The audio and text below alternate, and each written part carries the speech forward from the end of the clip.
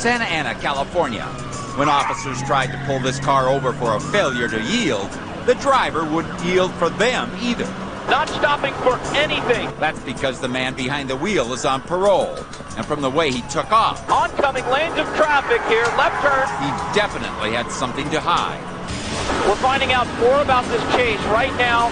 Just before the news choppers arrived, the driver released a female hostage and then tried to ditch a semi-automatic weapon.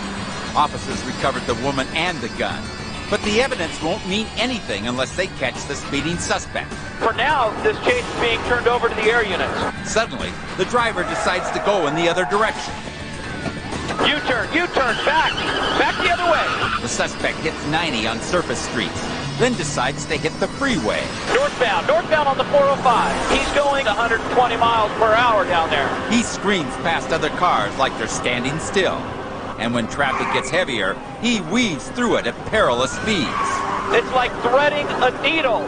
Suddenly, the suspect finds himself boxed in, and that's when the guy gets evil. Oh, he's pushed that car out of his way.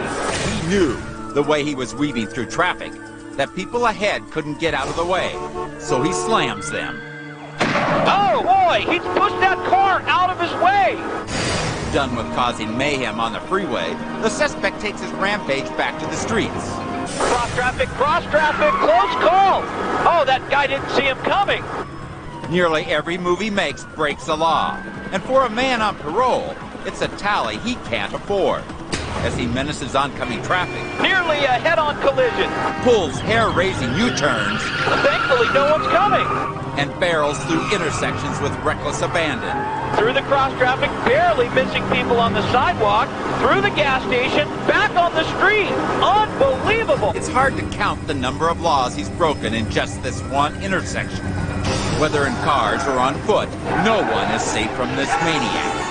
Two pedestrians had to scramble to get out of his path. Now that the ground units have time to rally, they begin to make their presence known. Officers now closing in from all directions. Incredibly, the suspect keeps his composure.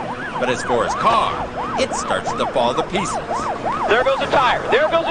He's got a blown tire, and now units are moving in. Even with only 3 tires on the road, the man at the wheel remains defiant.